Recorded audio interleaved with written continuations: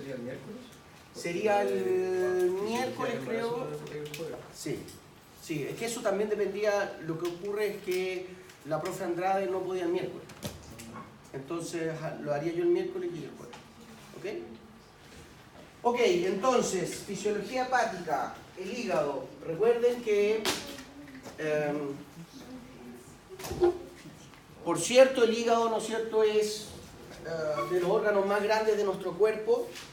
En lo clásico de nuestro paciente arquetípico es un órgano vital, evidentemente, entre 1,5 a 2 kilos de peso. Y si bien está íntimamente ligado tanto anatómica como funcionalmente con el sistema digestivo, se le han descrito más de 500 funciones. ¿Okay? Realmente es un órgano tremendamente complejo. Quizás de lo más destacable, ¿no es cierto?, lo que incluso desde el punto de vista clínico, lo más relevante que tiene el hígado es este aspecto de metabolización o desintoxicación, que viene a ser más o menos lo mismo, y generalmente uno habla de la propiedad detox, ¿no es cierto?, de desintoxicante que tiene el hígado cuando apuntamos a compuestos como los fármacos, ¿no es cierto?, compuestos externos que el hígado es capaz de maquillarlos metabólicamente a través de una serie de reacciones y eventualmente generar un metabolito inerte y ojalá excretable, ya sea por el riñón o por las heces, ¿no es cierto?, a través de las secreciones biliares.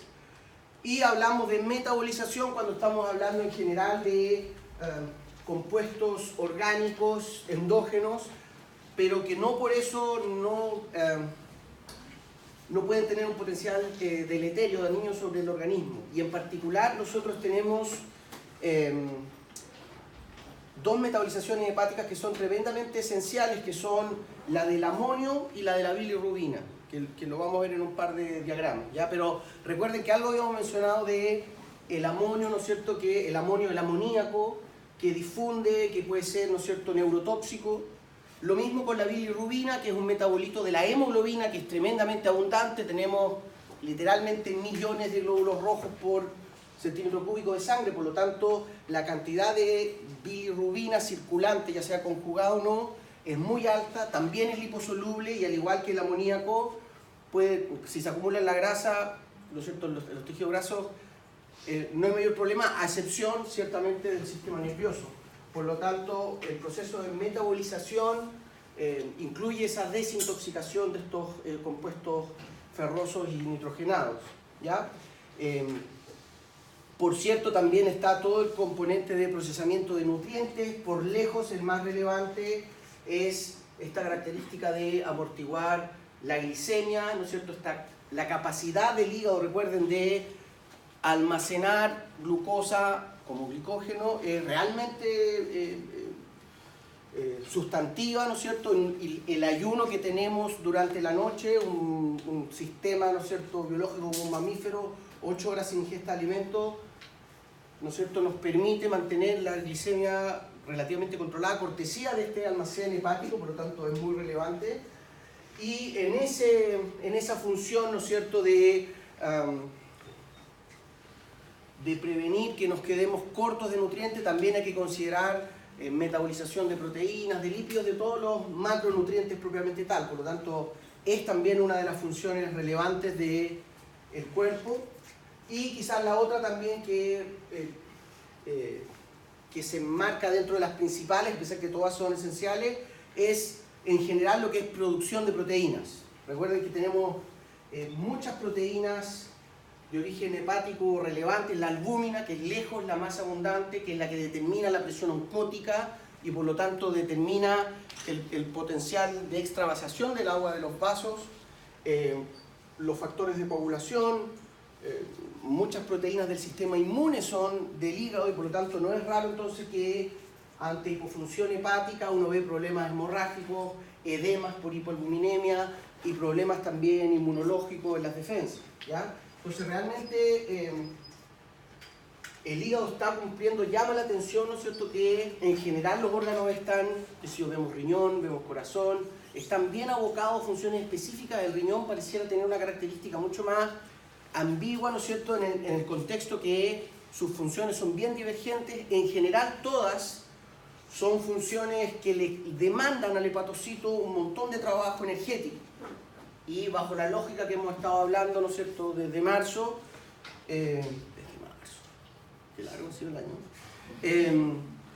eso evidentemente posiciona al hígado como un órgano vulnerable, ¿ya? Aún así, una característica, por suerte, que tiene el hígado es que tiene un sistema de defensa muy efectivo, ¿ya? Tiene un sistema antioxidante muy efectivo y su propio sistema, la gran cantidad de enzimas que sintetiza y expresan los hepatocitos les permite, ¿no es cierto?, hacer estas manipulaciones, pero el costo es que cuando nos excedemos en el consumo de fármacos, de etanol o dietas que no están bien balanceadas, el hígado empieza a sufrir y por lo tanto empiezan a sufrir todos estos procesos que estamos mencionando, ¿ya? En ese contexto, la irrigación del hígado es tremendamente relevante, ¿ya? Y aquí, de nuevo, hay que considerar, dada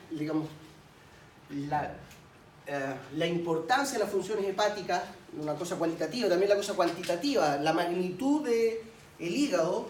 El hígado se está llevando más o menos un 25 a 30% de nuestro gasto cardíaco, de toda nuestra sangre. En cualquier momento nos saca una foto, entre el 20 y el 30% de la sangre va a estar en el territorio hepático, ¿ya? Esa es la magnitud de lo que estamos hablando, ¿no es cierto? Estamos, de nuevo, en nuestra persona arquetípica de 70 kilos con una volemia efectiva de más o menos 5 litros. Ustedes deberían esperar que 1.5 hasta 2 litros de sangre por minuto está circulando en el hígado, ¿ya? Por eso también la estrategia, ¿no es cierto?, simpatoadrenal de acogotar el hígado a través de receptores alfa-adrenérgicos nos permite inmediatamente redistribuir sangre y eso hace muy efectiva la irrigación durante un estrés, ¿no es cierto?, de los músculos locomotores, el encéfalo, el corazón, etcétera, etcétera. ¿Ok? Y bueno, lo que tienen que recordar, probablemente esto lo vieron en Morfo, ¿no es cierto?, es que el grueso de la sangre que está llegando al hígado es venosa, ¿no es cierto? Entonces, si bien sabemos que dentro de la irrigación del sistema digestivo, ¿no es cierto?, las arterias mesentérica inferior superior, la celíaca, de aquí surge la rama hepática, pero que la contribución de esta sangre arterial, más bien alcalina, rica en oxígeno, es menor comparativamente con la que está llegando desde la vena porta, ¿ok? Sabemos que en condiciones de ayuno, más o menos la proporción es que el 25% de la sangre es arterial, el 75% es venosa, un cuarto, tres cuartos, pero postprandial, es decir, después de la ingesta de alimentos, cerca del 90% de la sangre va a ser venosa, ¿ok? Por la redirección, por los tonos de los vasos, etcétera, etcétera. Y ambas sangres se van mezclando a la entrada de los lóbulos hepáticos, pero ciertamente la irrigación del hígado va a estar tendiendo a ser hipóxica dentro de un rango normóxico, pero es una sangre que no viene enriquecida en oxígeno, ¿ya? Por otro lado, recuerden que la vena porta, todo el sistema porta, está recolectando sobre todo de intestino delgado, por lo tanto viene muy enriquecida en nutrientes. Y de hecho la estrategia, sobre todo a nivel del ilio, ¿no es cierto?, donde surge formalmente la irrigación porta-hepática, favorece que llegue mucho nutriente al hígado, pero no hay un gran suministro de oxígeno, ¿ya? Lo que, contrario a lo que se pensó originalmente, porque eso era algo medio paradójico, pero aún así lo que vemos es que el hígado, a pesar de su alta tasa metabólica, el hecho que no llegue tanto oxígeno lo ayuda. Porque recuerden que lo que hemos mencionado, que obviamente el oxígeno es un oxidante muy poderoso, ¿no es cierto? ¿Se acuerdan esa lógica que mencionamos cuando hay isquemias? La reperfusión a veces genera más daño. ¿Se acuerdan de esa lógica, no? Aquí es lo mismo. Cuando estamos en un órgano eminentemente metabolizador de una gran cantidad de sustancias, ¿ya?, el exceso de oxígeno puede generar especies reactivas de oxígeno. Y de hecho eso se ha demostrado. Digamos, si uno artificialmente aumenta la llegada de sangre arterial al hígado, uno ve que el estrés oxidativo en el hígado es mayor. ¿Ya? Por lo tanto, ojo con eso, porque incluso en el Bernie Levy le pegan un sobrevuelo a ese tema y dicen, bueno, el hígado es relativamente susceptible a quedar hipoxémico, pero la verdad que en realidad pareciera ser una buena estrategia, ¿ya? Porque es tanta la demanda de metabolización que tienen los hepatocitos que una cantidad de oxígeno, llamémoslo normóxico, puede generar especies reactivas de oxígeno y finalmente sería contraproducente, ¿ya?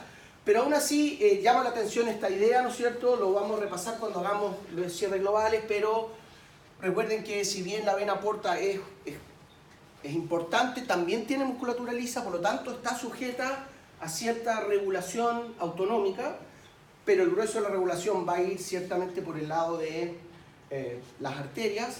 Lo importante es saber que el hígado se enfrenta a estos cambios de escenario, ¿no es cierto?, en que puede estar recibiendo hasta un 90% de la sangre venosa. Otra característica que se observa, ¿no es cierto?, en esta irrigación del hígado es que también expresa, al igual que lo habíamos descrito para los alvéolos, por ejemplo, hay macrófagos residentes. Entonces, que se conoce como las células Kupfer, porque Kupfer fue el alemanote que las describió, entonces como son medios ególatras, le puso el nombre de células Kupfer, ¿ya? Pero básicamente es la misma estrategia, ¿no es cierto? Recuerden que en nuestro sistema inmune tenemos centinelas que están dando vuelta, que son estos macrófagos, pero en regiones claves, como los alvéolos, como el hígado, recuerden, enfatizo algo que tiene que quedar extremadamente claro, el potencial invasivo por bacterias, por en general agentes patógenos muy altas desde el sistema digestivo al organismo, por lo tanto, no es menor que si vamos a filtrar la sangre, tengamos, ¿no es cierto?, una primera barrera de defensa que son macrófagos de alta capacidad fagocítica y que pueden llegar a ser tanto como el 10% de la biomasa total del hígado. ¿Ya? Es la población de macrófagos residentes más grande que hay en nuestro organismo. ¿Ya? Y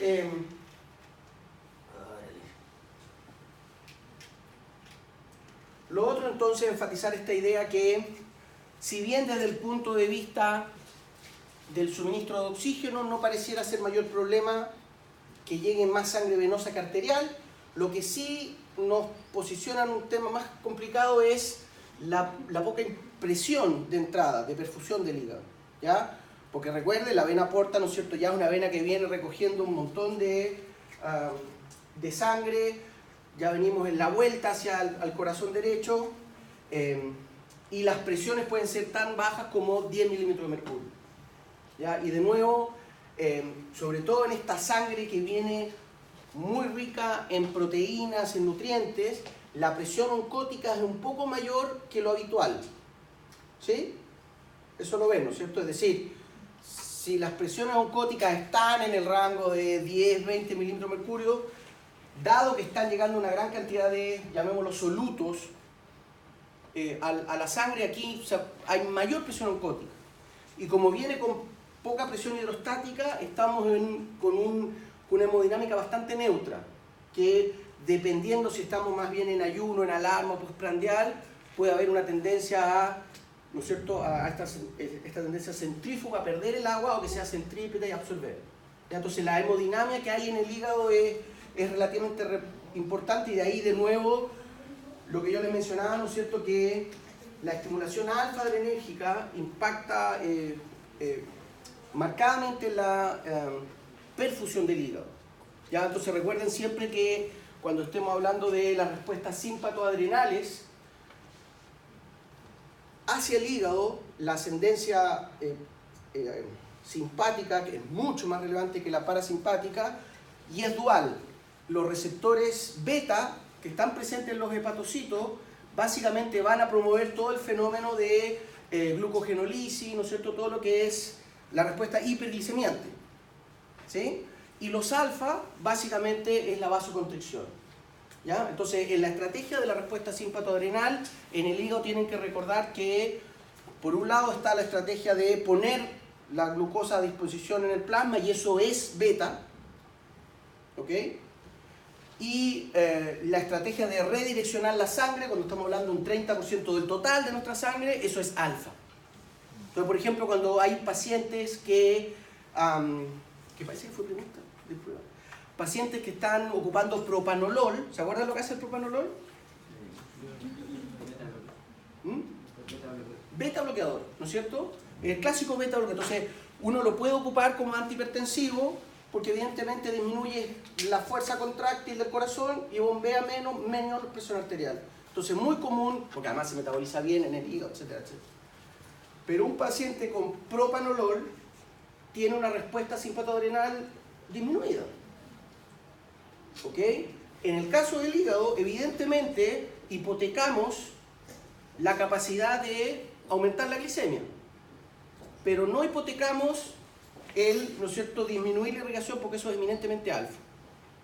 En cambio, si agregamos fenilefrina, que es un agonista alfa, uno puede, ¿no es cierto?, acogotar, digamos, cortarle la irrigación al hígado sin afectar la capacidad de aumentar la glicemia porque eso es eminentemente beta. Ya eso es como farmacología clásica del hígado que es bueno tenerla presente.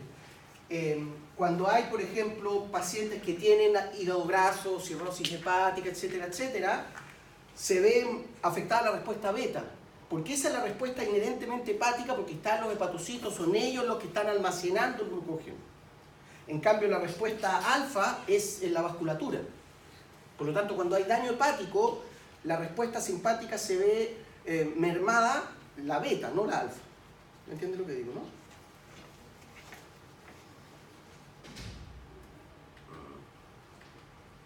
Entonces, en la lógica de la estrategia metabolizadora, que es lo mismo que desintoxicadora, detox, como quieran llamarlo, recuerde que lo que estaríamos viendo es básicamente dos sistemas de lechos capilares.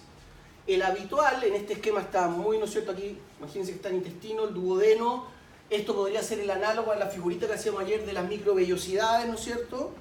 Aquí es donde está ocurriendo el paso de los nutrientes desde el lumen duodenal hacia la sangre. Y aquí la característica entonces que esa sangre primero se va al hígado, que sería, ¿no es cierto?, la lógica de este segundo lecho capilar, en donde los hepatocitos son capaces de capturar a través de una playa de transportadores, algunos muy específicos, unos muy promiscuos, ¿no es cierto?, pero realmente la capacidad de, que en la práctica es de filtrar, de capturar estas sustancias que están presentes en la sangre, es muy elevada y es lo que se conoce como el primer paso hepático. ¿Ya? Entonces, cuando uno habla de metabolización, el primer paso hepático consiste en esa capacidad que tiene, y aquí uno, en el primer paso hepático se mezcla la capacidad de estas células Kupffer, de estos macrófagos, de metabolizar. Eventualmente, si no es cierto, uno qué sé yo, toma agua que no está potable y entran bacterias, las células Kupffer son las que la fagocitan y esa debris la capturan los hepatocitos que lo filtran, etcétera, etcétera. ¿Ok? Y posterior a eso, entonces la sangre va eventualmente a llegar a la circulación sistémica. ¿Ok? Eso es lo que mencionábamos ayer, que genera que la farmacocinética de muchos medicamentos tenga que considerar la capacidad de los hepatocitos de metabolizar dicha sustancia.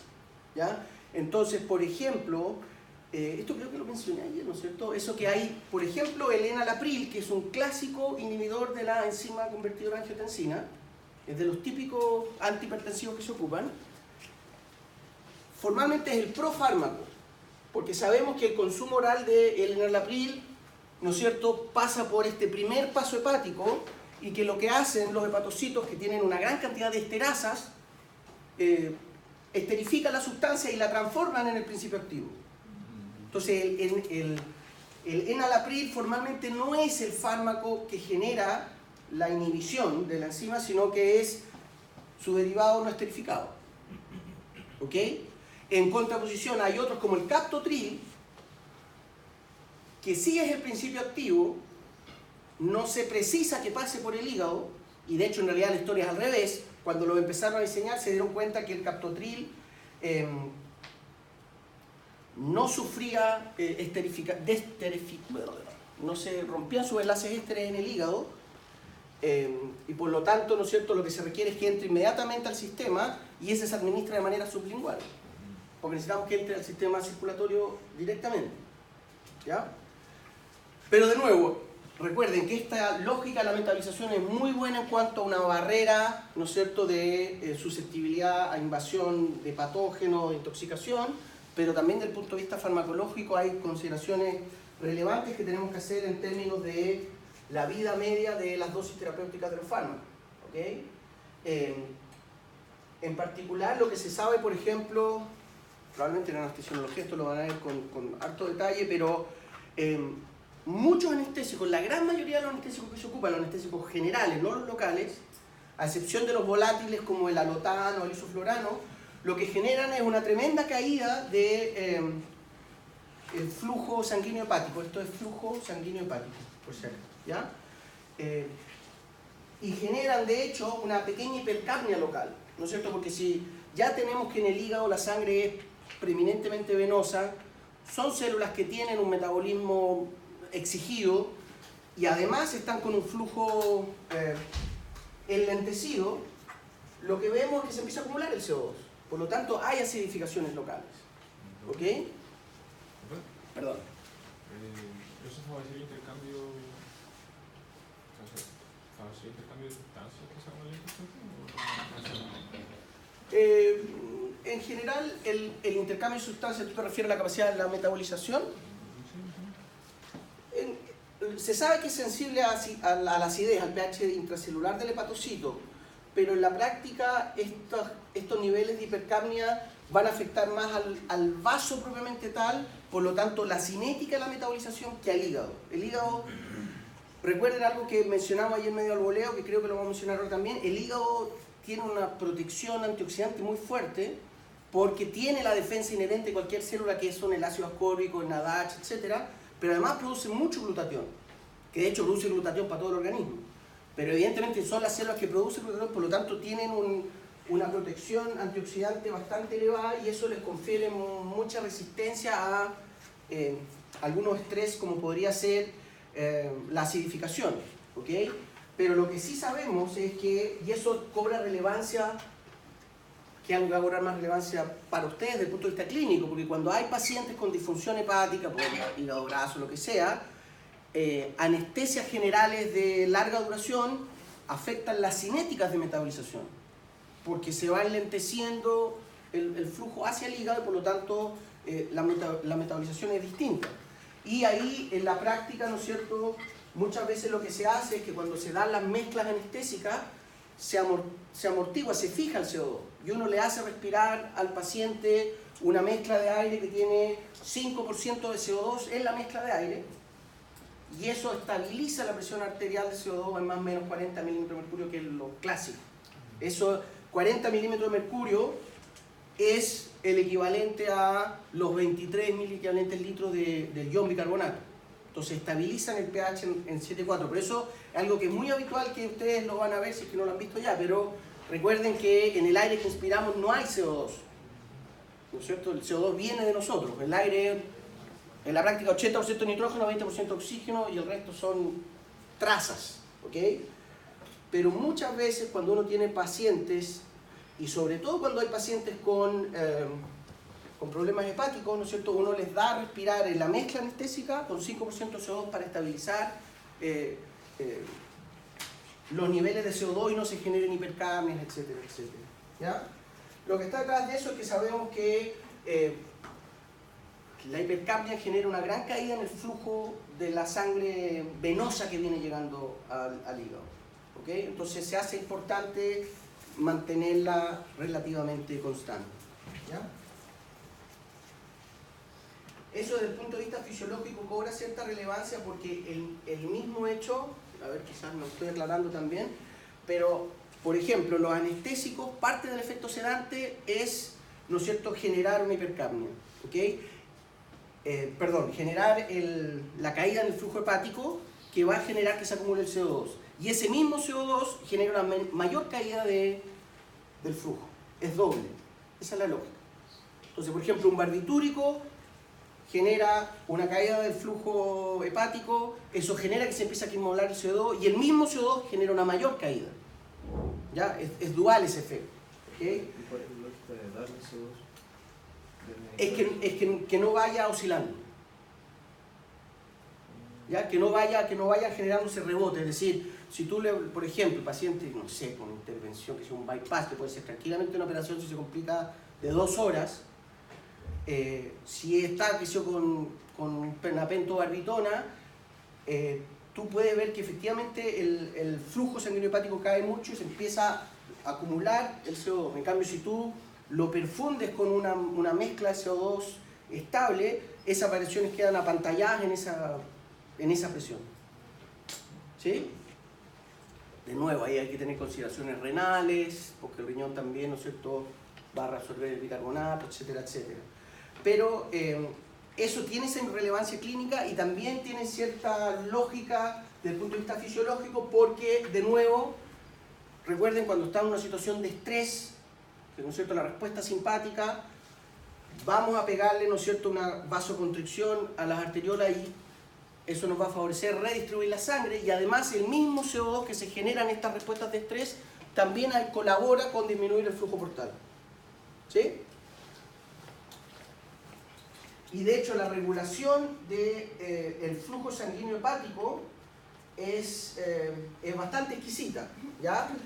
Y en general lo que está detrás de esto, por un lado, estamos hablando, recuerden, de un 30% del gasto cardíaco, por lo tanto, desde el punto de vista cuantitativo es bueno administrarlo de manera bien finita, y además un poco lo que estábamos diciendo recién, que el hígado, que está sujeto a este estrés fisiológico de mucha metabolización, que tiene una actividad que es inherentemente pulsátil porque tiene que ver con las grandes ingestas de alimentos que ocurren en ciertos periodos del día, no le ayuda a que haya grandes variaciones en las presiones parciales de los gases relevantes desde el punto de vista de la respiración celular.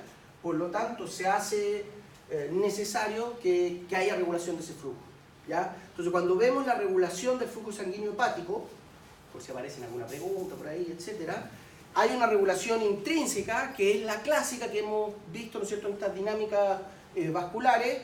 Uno es el reflejo miogénico, ¿ya?, que se hace muy marcado postprandialmente, es decir, después de la ingesta, cuando está ocurriendo, ¿no es cierto?, el grueso de la pega metabolizadora del hígado, ¿ya? Y esto es lo clásico, ¿no es cierto?, de independiente de las variaciones de esto, lo que se supone que los ayuda a ustedes, dice que cuando hay una variación de la presión, el flujo se mantiene relativamente estable, ¿no es cierto? Si aumenta la presión, lo que se genera es una pequeña vasoconstricción, disminuye la presión, etcétera, etcétera. ¿Sí? Reflejo miogénico, lo hemos visto varias veces. Entonces, esa es un reflejo que es muy marcado postprandial. En el ayuno, virtualmente no se observa, hay una regulación más bien autonómica. Y la otra regulación intrínseca inherente en el territorio hepático es la regulación metabólica, que es casi lo mismo que la hiperemia en este caso. Lo que vemos que cuando hay la hipoxia o cuando hay una caída en la presión de oxígeno y cuando es una hipoxia con acidosis, que es lo clásico de una hipoxia de ejercicio, que en el fondo esto es hipoxia con hipercapnia en rigor, lo que uno ve es que tiende a haber una vasodilatación, que de nuevo es algo que ustedes tienen que apostar, a menos que estén en la circulación menor, ustedes siempre tienen que apostar que cuando vemos una hipoxia, los vasos responden vasodilatándose y eso compensa, ¿no es cierto?, si la sangre viene con poco oxígeno, una vasodilatación mejora que al menos esté llegando más sangre y eso permite regular, ¿ok? Y por cierto, una hipoxia con el pH regulado es aún más vasodilatadora, ¿ya? Entonces esto está medio crítico. La hipercapnia genera la vasoconstricción, ¿ya? Lo otro es que hay, a través de metabolitos, y esto es muy parecido también a la hiperemia reactiva, como quieren llamarlo, ¿no es cierto?, es lo que se conoce como la respuesta amortiguadora de la arteria hepática, que lo que observamos es, en la práctica, cuando hay una disminución del flujo portal, lo que uno ve es una vasodilatación de la arteria hepática. Entonces se compensa la llegada de sangre por el lado arterial.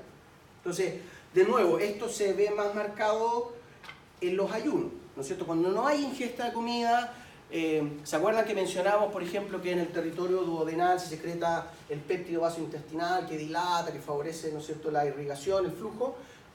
En contraposición, durante los ayunos el flujo portal disminuye el metabolismo venoso y eso genera dilatación de la arteria venosa, de la arteria hepática. ¿ok? Este mecanismo no está completamente descrito, pero se sabe que si uno pone bloqueadores de receptores de adenosina, se suprime la dilatación de la arteria en respuesta al flujo portal, por lo tanto, evidentemente hay un aspecto metabólico que está presente ahí. ¿Ya? Pero lo que, digamos, la apuesta no está, como les digo, no está comprobado, pero todo indica que cae el flujo portal, ahí sí que ya estamos viendo, ¿no es cierto?, el hígado que está está al debe metabólicamente, empieza a consumir su suministro de ATP intracelular, genera adenosina y esa adenosina es la que impacta a nivel de la arteria hepática, vasodilata, etcétera, etcétera. Ya, la misma lógica de la respuesta hiperémica que vimos en el corazón. ¿Ya? No entiendo por qué una hipoxia con acidosis genera vasodilatación, pero solo la hipercapnia genera vasoconstricción. Sí, esto estuvo a punto de ponerlo de otra manera, pero esto tributa de alguna manera a lo que ocurre fisiológicamente. ¿Ya? De hecho, algunos libros lo ponen como una asfixia, pero una asfixia uno siempre la asocia. La asfixia técnicamente es hipoxia e hipercapnia. Caída del oxígeno, aumento de CO2. Eso es una asfixia. Lo que pasa es que una asfixia inmediatamente se imagina así, pero fisiológicamente es el escenario que uno ve cuando hay demanda metabólica. ¿Ya? Y en ese escenario, en el fondo, lo único que quiere decir esto es que la hipoxia le gana la pulseada a la hipercapnia. Es decir, cuando estamos en un escenario de gran demanda metabólica, lo que sea, y aumenta el CO2 y disminuye el oxígeno, el escenario que se genera desde el punto de vista vascular es vasodilatación. Prevalece, le gana. Por eso te decía, si uno hace la hipoxia y mantiene, experimentalmente tú puedes poner otros amortiguadores del pH, mantienes el pH estable, lo que uno ve es que la vasodilatación es mucho más grande. Es decir, la acidosis en realidad genera vasoconstricción y está siendo apantallada porque la vasodilatación es mayor. ¿Sí? Esa es la lógica. Sí, capaz que no esté muy claro así como lo pongo yo, pero la hipoxia genera vasodilatación, el CO2, la hipercapnia genera vasoconstricción, en el escenario fisiológico que hay ambas, gana la pulsada la vasodilatación. Ese es el punto. ¿Y eso mediante adenosina y oxígeno? Es una mezcla, es muy parecido a lo que ocurre en el corazón, porque hay, de hecho, en este componente en particular, porque esto es más vascular, que en este contexto de la respuesta amortiguadora de la arteria hepática, esta adenosina aparentemente es de origen hepático. Son los mismos hepatocitos que como están recibiendo menos sangre, están consumiendo sus propios pool de energético y generan la adenosina. En este caso, una respuesta, podríamos homologarla a la respuesta hipóxica a nivel de la circulación menor. Son canales de potasio inherentemente sensible a oxígeno, no al ATP, a óxido nítrico, etcétera, etcétera. ¿Ya? Pero el hecho concreto es que esto sí ocurre. ¿Ya? Eso es lo que se conoce como el aspecto de regulación intrínseca del flujo sanguíneo hepático. Y la extrínseca ciertamente es regulación autonómica y endocrina. Y aquí, de nuevo, la regulación autonómica es vasoconstricción alfa-adrenérgica. Recuerden que beta no impacta sobre la circulación, impacta sobre los almacenes de biocombustible. ¿Ok? Y la vagal es bastante indirecta porque hay muy poca densidad de receptores muscarínicos en el territorio hepático. ¿Okay? Es parecido a lo que ocurre con el sistema renal. ¿Se acuerdan que en el riñón también dijimos que hay eminentemente la regulación autonómica de subir o bajar el volumen del sistema simpático y el parasimpático está ahí medio por defecto? Aquí es más o menos lo mismo. No es como en el corazón o en el páncreas que es muy evidente el antagonismo, etcétera, etcétera. Pero lo que sí sabemos es que un aumento de la actividad vagal que va a ocurrir postprandialmente, ¿no es cierto?, impacta en la descarga de insulina y glucagón del páncreas, y el glucagón es un potente vasodilatador. ¿Ya? Si bien, entonces el glucagón, hormona peptídica de origen pancreático, genera dos respuestas a nivel hepático. Promover la hiperglicemia a través de receptores específicos, los hepatocitos, que generan, ¿no es cierto?, glucogenólisis y gluconeogénesis, pero además genera vasodilatación. Entonces, lo que observamos es que si uno, o dicho de otra manera, si uno pone anticuerpos contra receptores de glucagón en territorio hepático, los ve en los hepatocitos y en la vasculatura. En la vasculatura es vasodilatador, por lo tanto, el sistema vagal tiende a generar un escenario vasodilatador indirecto. La vasopresina, la hormona antidiurética también. Si bien el grueso de su impacto va a ser túbulo proximal, distal, bla, bla, bla, también a nivel hepático genera una respuesta vasoactiva que es una contracción. ¿Ok? Y ahí, dentro de la lógica antidiurética de la vasopresina, también hace sentido. Por un lado, ¿no es cierto?, favorece la reabsorción de agua, aumenta la volemia y genera una vasoconstricción a nivel hepática, que esa volemia no se nos vaya al hígado y nos permite mantener la presión de perfusión a cerebro, al corazón, etcétera, etcétera. ¿Ya? Y bueno, la adrenalina es básicamente lo mismo, pero recuerden que es una respuesta simpatoadrenal, formalmente la mencionamos como una adrenalina humoral, endocrina, bla, bla, bla, por lo tanto tiene ese componente que va a impactar tanto a nivel de la regulación del flujo sanguíneo como de la capacidad de amortiguar los cambios de la glicemia. ¿Sí?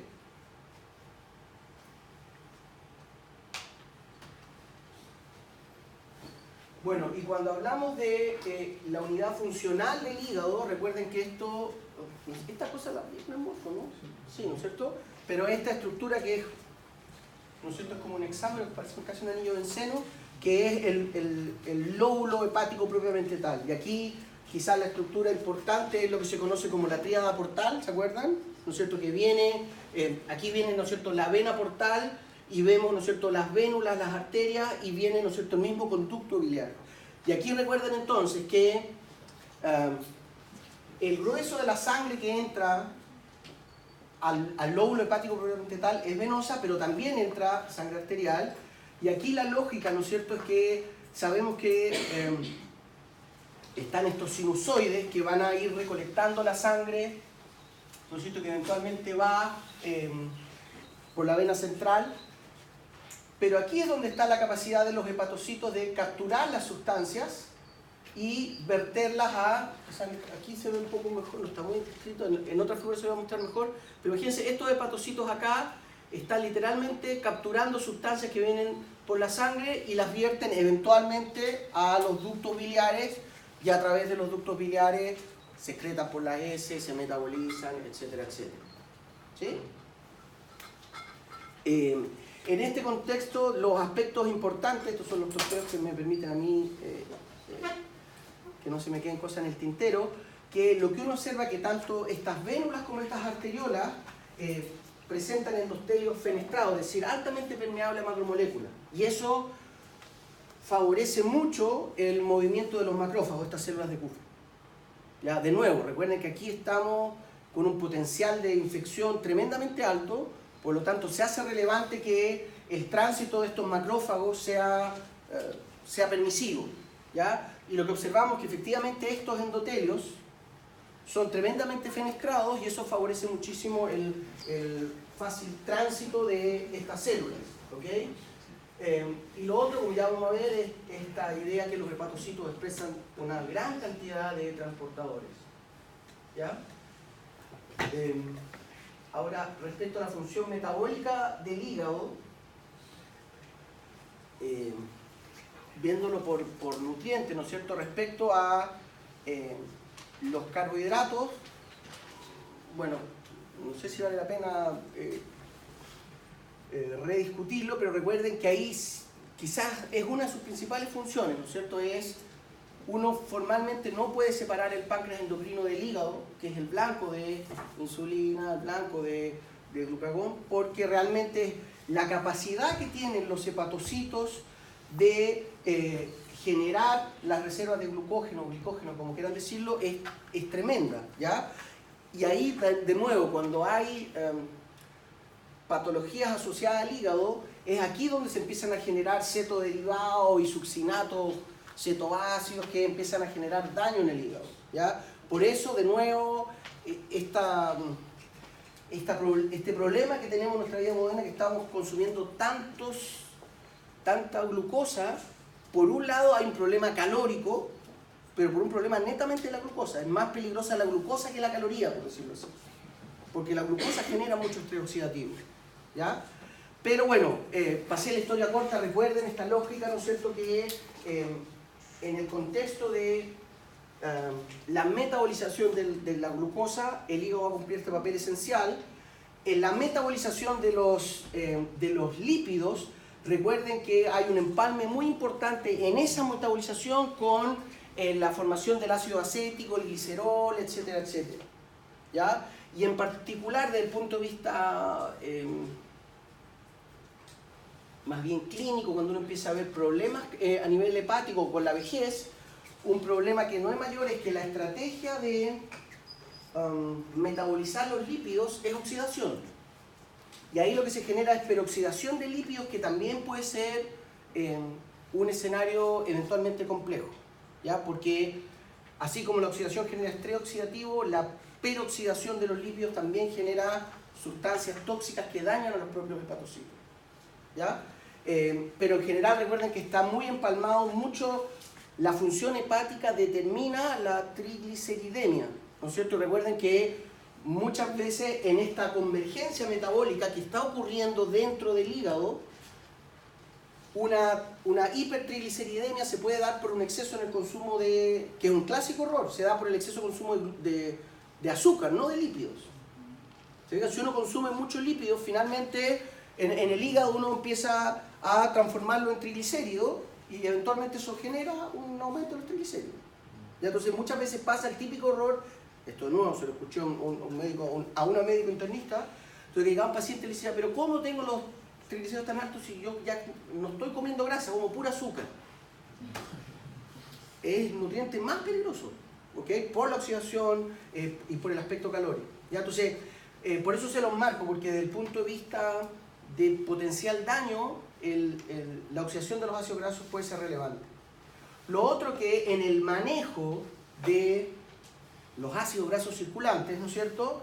Y aquí viene un guiño a lo que es síntesis proteica, si quieren verlo así. En el hígado, recuerden, hay síntesis de colesterol, pero sobre todo de estas lipoproteínas y los kilomicrones, ¿no es cierto? La low density, la lipoproteína de baja densidad, que es la que se conoce como la mala, ¿no es cierto? Porque es la que tiene una tendencia a llevar los ácidos grasos hacia la periferia, por lo tanto el potencial de generar ateroma, sedimento sebáceo, etcétera, es mayor. En cambio que la de alta densidad, que es la que lleva los lípidos al hígado, es la que se conoce como la buena, ¿no es cierto? Pero, digamos, lo que está detrás de esto es la lógica que el hígado, así como metaboliza la glucosa, es igualmente eficaz en metabolizar los lípidos. Ahí, en una dieta, ya sea muy calórica con carbohidratos o con lípidos, hay potencial de daño hepático por peroxidación. Y además, el hígado no solo maneja, ¿no es cierto?, la metabolización lipídica, sino que también incluso maneja el tránsito de los lípidos desde y hacia el hígado, ¿ya? Y por eso, de nuevo, cuando se habla del colesterol, recuerden siempre que el indicador importante es la razón entre los low density y los high density, perdón, estoy hablando como puertorriqueño, entre las lipoproteínas de alta y baja densidad, ¿no es cierto? Bueno, y como les decía, ahí está lo del glutatión. Esto es tremendamente importante, muchas veces no se menciona en los libros, se menciona como el boleo, pero esto es tremendamente importante porque está súper demostrado, lo hemos dicho varias veces, que en la práctica la vejez es oxidarse e inflamarse.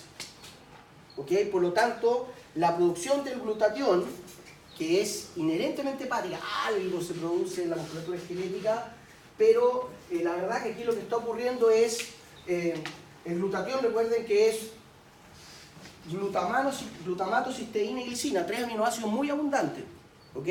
Por lo tanto, en general no hay problema de sustrato en la producción de glutatión. Lo que ocurre es que si el hígado empieza a tener un compromiso metabólico, inmediatamente deja de hacer glutatión.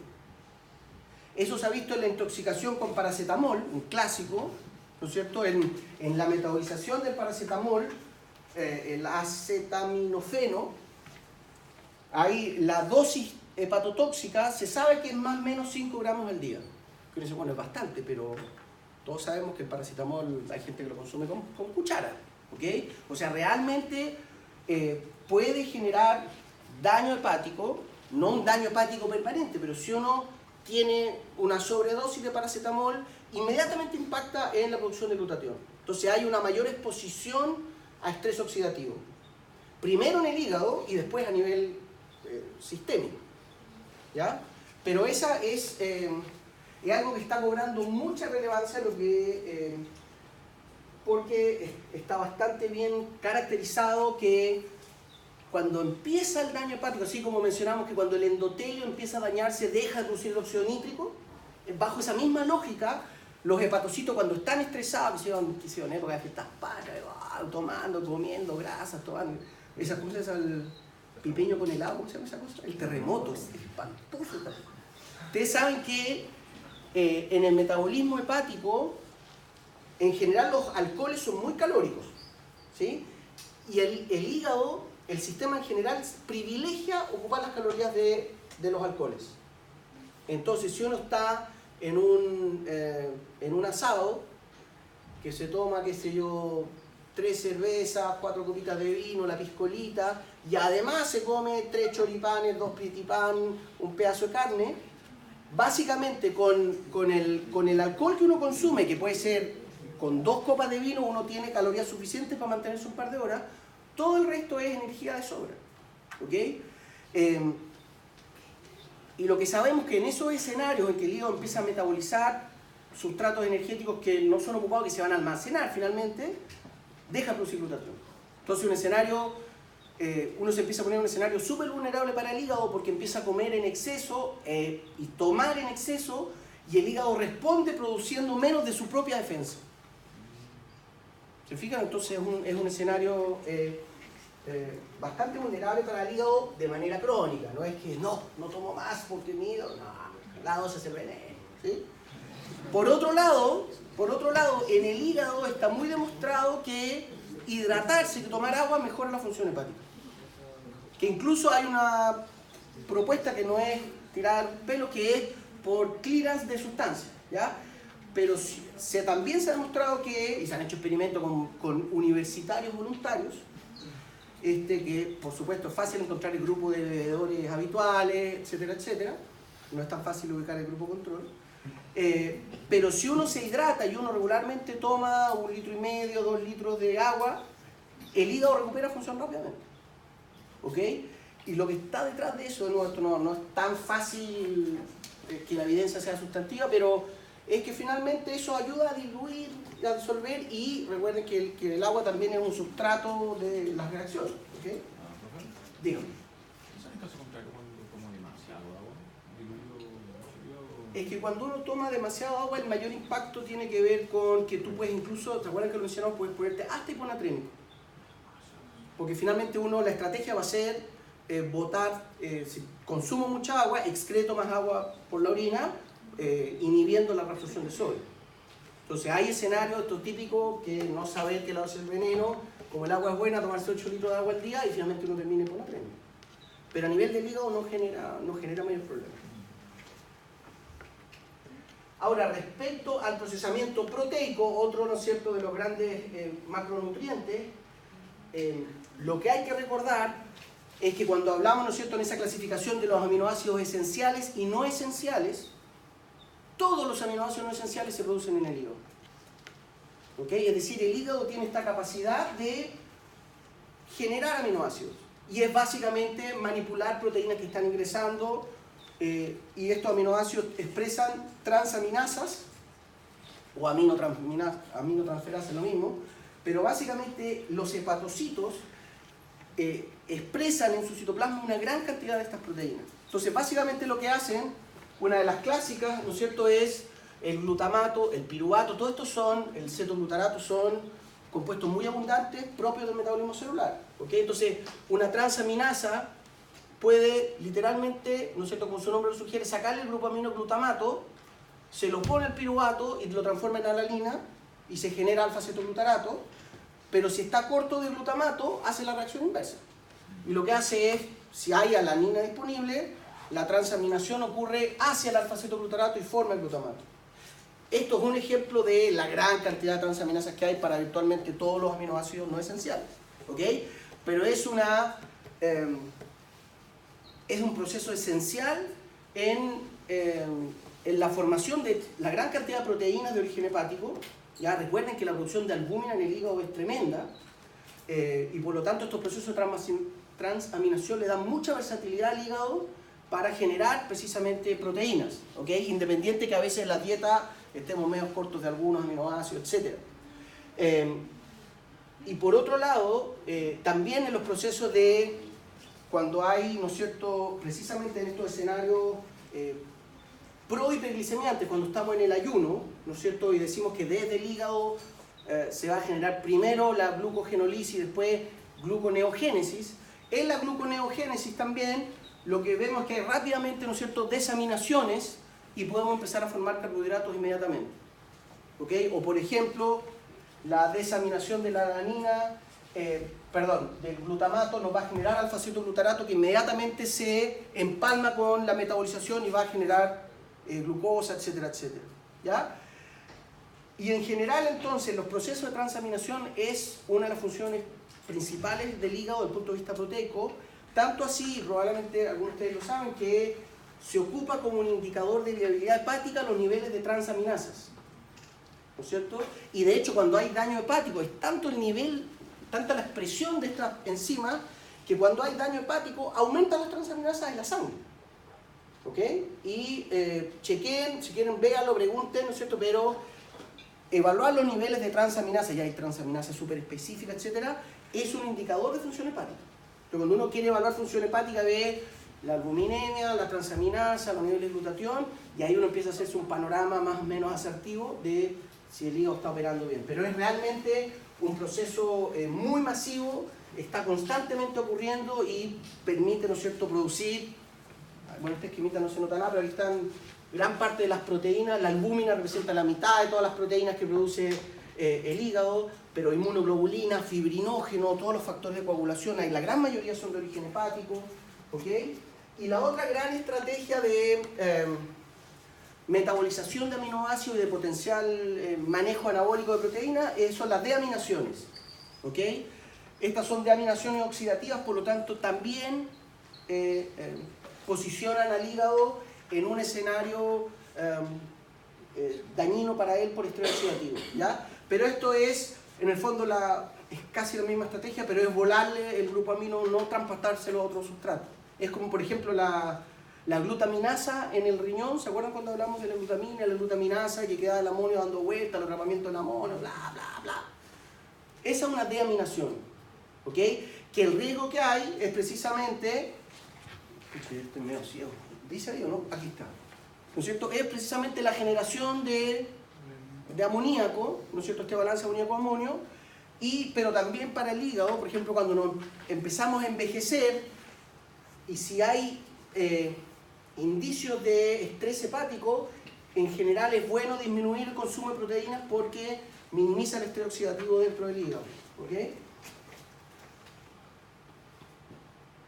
Pero bueno, ahí está lo que yo les menciono, ¿no es cierto? Dentro de las proteínas plasmáticas, quizás la más relevante por cantidad es la albúmina.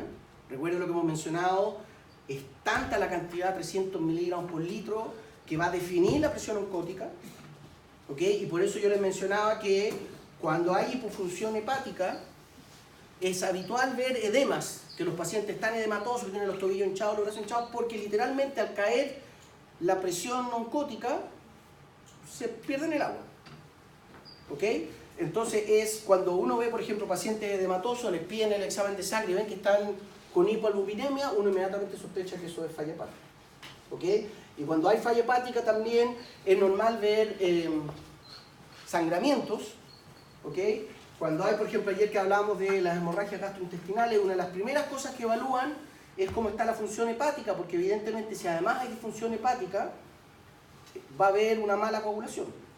Entonces aquí se da el típico escenario que quienes tienen una mayor prevalencia de hemorragias digestivas, sobre todo hemorragias digestivas altas, los alcohólicos, porque el alcohol, ¿no es cierto?, la barrera mucosa gástrica, bla, bla, bla, úlceras gástricas, úlceras esofágicas, hemorragia, y además tienen hígado graso y por lo tanto no tienen buenos factores de coagulación, o sea, no tienen buenos, expresan poco, y por lo tanto entonces la hemorragia es más severa, Y además no expresan muchas de las proteínas de la opsonina, la proteína C, no me acuerdo con cuánto detalle lo vieron en el sistema inmune, pero en este paso de respuesta la respuesta inherente versus la reactiva, no me acuerdo cómo se llama eso. ¿Se acuerdan eso? La respuesta inmune, el sistema inmune inherente, innato, bien, a lo mejor. El innato y el, ¿no es cierto? Cuando se activa la respuesta, precisa de un montón de proteínas complementarias de origen hepático que si no están presentes la respuesta es muy pobre. Entonces, por ejemplo, en los alcohólicos es un escenario que no es raro que ustedes observen. Hay, por el daño de las cañerías gastrointestinales, hemorragia. Y por el daño hepático se genera que la hemorragia sea más severa y como estamos con la sangre en conexión con el colon, con todo el sistema digestivo, hay un potencial de inflamación mucho mayor y la respuesta inmune está relativamente suprimida. Entonces es un escenario súper vulnerable. ¿Okay? Y además, recuerden que lo habíamos mencionado, que esto también es una proteína, podría venir aquí, ¿no es cierto? Pero la trombopoyetina, que es esta citoquina que, ¿se acuerdan? Trombopoyetina, eritropoyetina y trombopoyetina, eritropoyetina renal, trombopoyetina hepática. ¿No? ¿No se acuerdan? Que promueve la formación de las plaquetas. ¿Ok? Entonces, recuerden eso, riñón, eritropoyetina, citoquina que estimula la eritropoiesis y nos eleva el hematocrito. En el hígado, la trombopoyetina nos eleva el nivel de plaquetas. Entonces, también va a estar afectando inherentemente una respuesta a la hemorragia, porque si hay menos plaquetas dando vueltas, la posibilidad de generar la hemostasia primaria es menor. ¿Ya?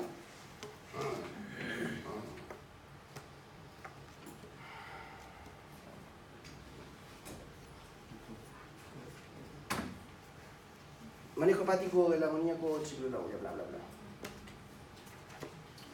Voy a acelerar un poquito. Aquí, ¿qué es lo que está detrás? Porque no quiero repetir cosas que ya hemos dicho, pero la lógica que el amoníaco, pequeño, apolar, liposoluble, ¿no es cierto?, permea fácilmente a los órganos, se deposita en el encéfalo, el cerebro, y es neurotóxico. ¿Okay? Por lo tanto, esto es lo que yo le mencionaba al principio de la clase, es uno de los metabolitos endógenos que hay que hacerse cargo porque genera ese problema. ¿Okay? Y lo que sabemos básicamente que nosotros, por el consumo proteico, por la dinámica metabólica, tenemos una gran formación de grupos amonios. Cerca del 50% viene de la flora bacteriana en el colon.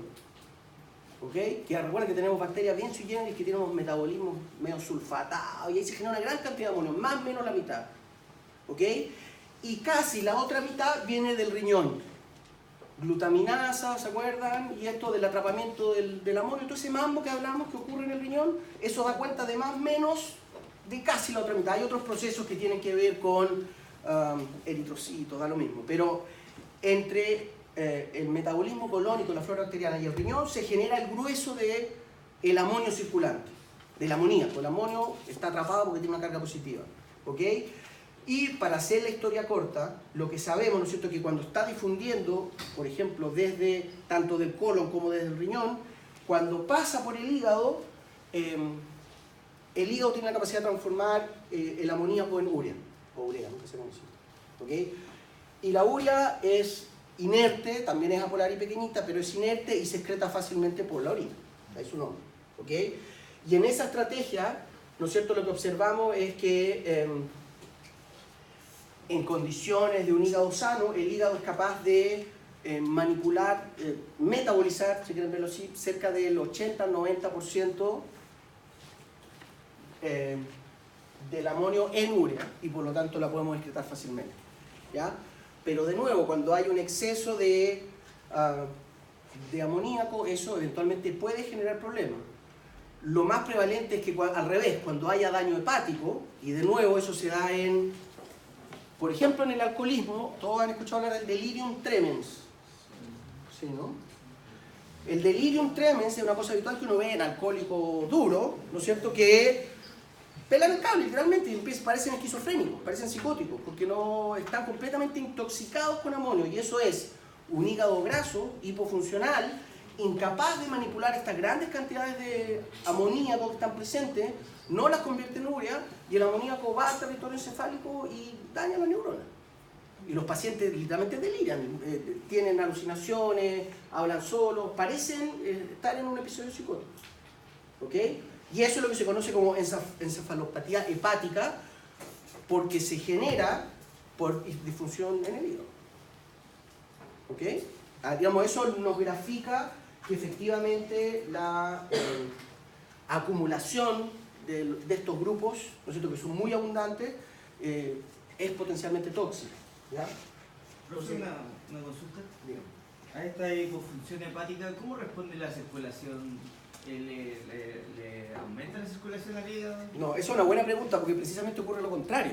Porque entonces cuando hay hipofunción hepática y por ejemplo empieza a haber hipoalbuminemia, los factores de coagulación caen, hay menos plaquetas dando vueltas, esas señales se recolectan como un estrés y dentro del estrés de a poco empieza a ocurrir que precisamente hay menor irrigación. Entonces, de alguna manera eso pone al hígado en un escenario más vulnerable que podría ser un círculo vicioso más que virtuoso, ¿ya? Pero de nuevo, el hígado tiene esa capacidad que es bastante notable de poder operar con niveles de oxígeno relativamente bajos. Y eso se cree que no es por la falta de oxígeno, ¿ya? En general, cuando estamos hablando de en un escenario hipóxico, el problema es cuando se generan las especies reactivas de oxígeno, ¿ya? Pero efectivamente en esos escenarios de hipofunción hepática lo que ocurre es que disminuye la irrigación hacia el hígado. ¿Ya? Porque va a haber como esto empieza muy tenuemente, empieza lentamente a aumentar el tono simpático y eso va a empezar a generar este acogotamiento de la irrigación hepática y le va a empezar a exigir más a la metabolización de los glúcidos y liberar la glucosa desde el glicógeno, por lo tanto estresa más al hígado, ¿ya?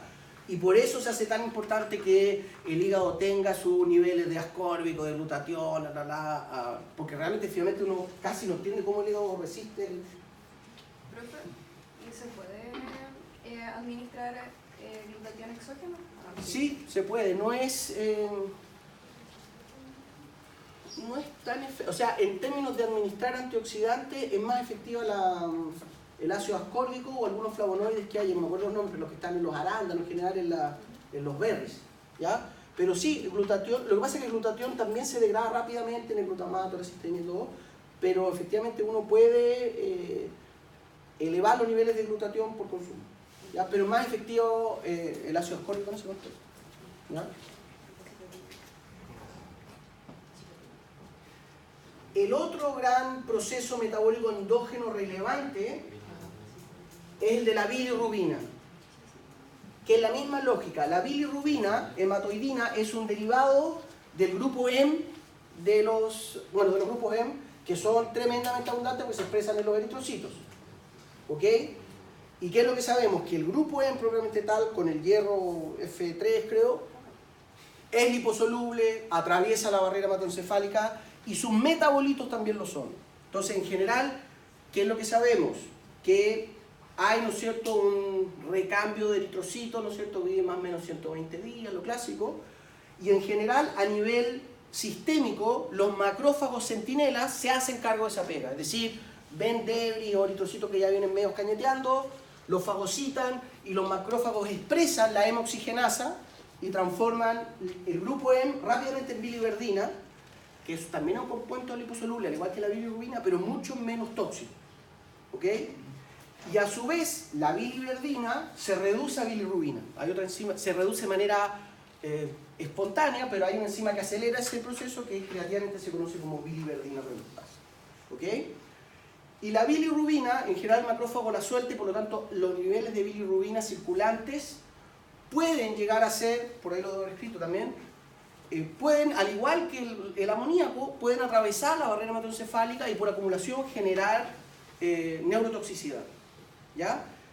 En general no es un problema, pero ¿qué es lo que sabemos? Que con la vejez, por ejemplo, ¿no es cierto?, el hematocrito en algún momento depende de la salud de ese o esa persona, ¿no es cierto? pero más o menos desde los 50 y largos, 60 y pocos años, empieza a caer el hematocrito de manera bastante marcada, y durante ese periodo, por muerte masiva de hematocrito, empieza a subir la bilirrubina. Y es una hiperbilirrubinemia fisiológica. Ya no veo por ahí los cuerpos, ¿ya? Y de hecho lo que uno ve es que, y a veces uno lo ve, los viejos se ponen un poco amarillos. ¿Lo han visto? No, bueno, no lo mismo. Pero eso ocurre fisiológicamente, ¿ya? Lo que sabemos, entonces, ¿qué es lo que nos demuestra eso? Que basta con que haya un pequeño aumento, por ejemplo, en hemólisis, e inmediatamente se ve sobrepasada la capacidad de metabolizar la bilirrubina, ¿ya? ¿Qué es lo que sabemos? Que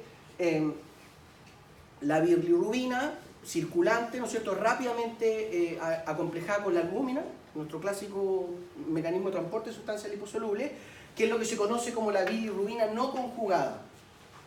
¿Ok?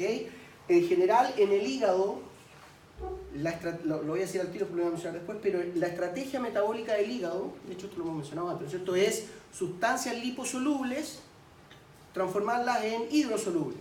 Porque cuando son hidrosolubles las puedo contener. No atraviesan las barreras y por lo tanto la contengo, la devuelvo a la circulación. Si es pequeñita la filtramos y se va por la orina. Si es más grandota, por la bilis, las heces y chao. ¿Sí? Y ese proceso de pasar de una sustancia liposoluble a hidrosoluble es la conjugación. La conjugamos con algo. ¿Ok?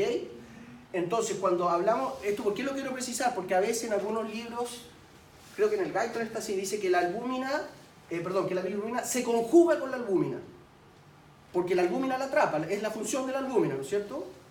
Pero lo que no quiero que se confundan, que eso no implica que es bilirrubina conjugada. Cuando uno habla de bilirrubina conjugada es cuando la bilirrubina en el hígado le chantamos un grupo glucorinil y eso la hace polar y la atrapamos. Eso es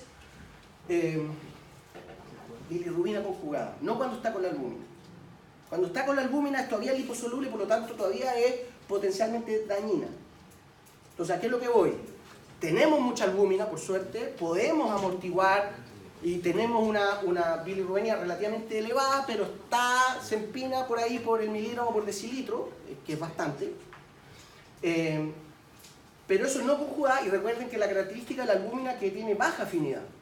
Entonces, eventualmente, si llegamos a un territorio muy liposoluble, la albúmina igual se libera, se suelta, la bilirrubina se libera de la albúmina y por lo tanto puede difundir el territorio encefálico. ¿Ok?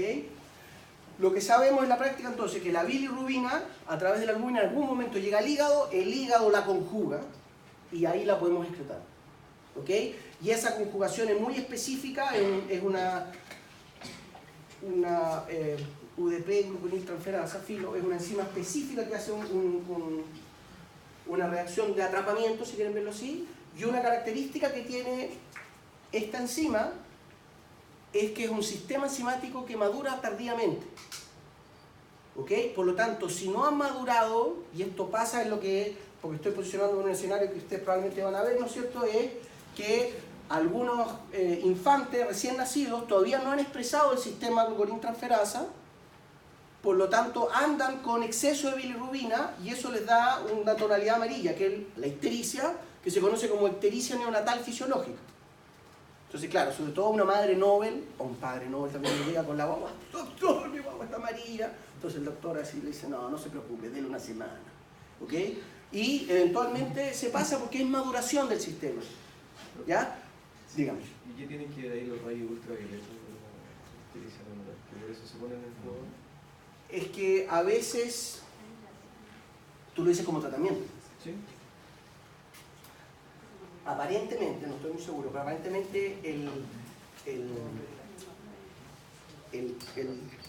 la exposición ultravioleta genera es potencialmente mutagénica. Y eso genera una respuesta de, ¿se acuerdan de los RNA de interferencia? Una suerte de sistema de defensa del material genético que acelera la maduración de algunos procesos. No estoy totalmente seguro que ese sea el caso en esto. Capaz que pueda ser también otra característica de la luz ultravioleta que mata todas las bacterias. Por ejemplo, cuando uno hace, yo siempre pongo este ejemplo porque lo hago yo en La Pega, cuando uno hace cultivos celulares y uno está, que si yo, de manera estéril sacas un cerebro y estás aislando una célula, todo eso se hace bajo luz ultravioleta. Porque es un ambiente completamente estéril. Entonces, capaz que también tenga ese componente. Pero lo que yo sí sé es que a veces se dan pulsos de luz UV que despiertan el sistema de defensa genético y eso acelera algunos procesos. Capaz que sea eso, no estoy totalmente seguro. ¿Ya? Pero, de nuevo, lo que les estaba mencionando, ¿ya? Esto es otra de las pegas grandes que tiene el hígado, que en un hígado relativamente sano va a estar operando bien porque los niveles de albúmina son elevados. Aquí, al igual que con el amonio, el punto importante es cuantitativo. La cantidad de grupos hemo dando vuelta es muy grande. La bilirrubina que queda dando vuelta es muy grande. La albúmina es mucha, por lo tanto, la atrapa, la lleva al hígado y el hígado se hace cargo, ¿ok? Cuando la conjuga. Pero eso eventualmente puede ser superado. Y uno ve que si no ha madurado bien el hígado o si aumenta la hemólisis, como ocurre, ¿no es cierto?, con la vejez, o puede ocurrir también en algún cáncer, o puede ocurrir en algún escenario patológico, cuando hay daño renal, por ejemplo, cuando hay daño renal empieza a haber, se inhibe la eritropoyetina, el menor hematocrito, y empieza a pesar más la degradación de los hematocritos que su producción, y eso puede generar de nuevo que aumente la bilirrubina, me sube la bilirrubina, bla, bla, bla. ¿Sí? ¿Cuál sería la indirecta? Sería la indirecta. ¿Sí? O sea, la no conjugada. La no conjugada, siempre. La que está circulando siempre es la no conjugada. ¿Ya? Es la que está liposoluble. A eso se refiere no conjugada. La conjugación es agregarle el glucoril que la hace polar y la atrapa. ¿Ok? Pero eso cuando ya ocurre eso en el hígado, estamos salvados, por decirlo así, ¿no es cierto? Lo que nos importa es que la cantidad de bilirrubina que está dando vuelta el hígado sea capaz de metabolizarla, porque también pasa, de nuevo, esto lo que estamos hablando es desde lo sano, pero en un hígado hipofuncional dañado, la albúmina le presenta la bilirrubina no conjugada al hígado y el hígado no es capaz de metabolizar toda esa y por lo tanto sigue circulando. Y en vez de pasar del hepatocito al conducto biliar, por ejemplo, y excretarse por las heces, sigue por la circulación. ¿Ok? Entonces, cuando hay daño hepático empiezan a ocurrir, puede haber acumulación de óxido nítrico, de grupos aminos, puede haber acumulación de hemoglobina, de bilirrubina, etc. ¿Sí? El hígado como está. Profe, ¿cuál es la importancia del urobilinógeno? Son derivados metabólicos que se dan a nivel del colon, incluso cuando ya estamos por excretar las sustancias. Entonces, lo que hace es que de nuevo se desconjuga, por decirlo así, la bilirrubina. Ahí no es tanto problema porque cuando queda no conjugada a nivel colónico, con las mismas sales biliares se emulsiona, ¿ok? Pero cuando se vuelve a formar el ácido glucórico, que es el que está en el hígado, por ejemplo, el urobilinógeno, que es la tonalidad medida que tiene la orina finalmente, ese puede ser recapturado por la circulación enteropática, vuelve al hígado y vuelve a la circulación, pero este es completamente inocuo y de hecho se excreta por la orina. ¿Ya? El urobilinógeno por la orina, el estiércobilinógeno por las heces. ¿Ok? Pero en general estos son derivados que no impactan mayormente, hasta donde yo sé, que no impactan mayormente en el metabolismo hepático general o a nivel sistémico. ¿Ya? Pero son indicadores de cómo se está metabolizando la bilirrubina. ¿Ya? Lo que está detrás de esto, entonces, metabolización del amoníaco, metabolización de la bilirrubina, son dos procesos masivos que el hígado se tiene que hacer cargo, además de toda su pega. ¿Ya? Bueno, aquí está más o menos lo mismo, el esquemita que les quería mostrar. La bilirrubina, el papel de los macrófagos es importante, gran parte de la función de los macrófagos, sistema inmune, depende del hígado. La conjugación, ¿no es cierto? Por lo tanto, atrapamos esta bilirrubina, no la dejamos seguir circulando y le quitamos este potencial neurotóxico y eventualmente la excretamos por las heces, etcétera, etcétera. ¿Ya?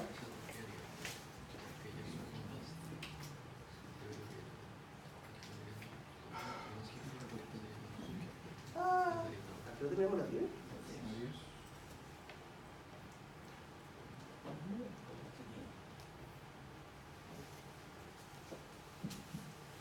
Bueno, ¿qué más acá? Y la próxima semana seguimos. Y hacemos, la próxima semana para los que no llegaron al principio. Entonces vamos a terminar esto y creo que voy a quedar como 4 horas nomás. Y vamos a hacer un encuadre final de variables. ¿Ya? Entonces péguenle una revisada así en Pato de Arenal, es decir, ¿qué es lo que va a hacer ese encuadre? Que ojalá al menos los últimos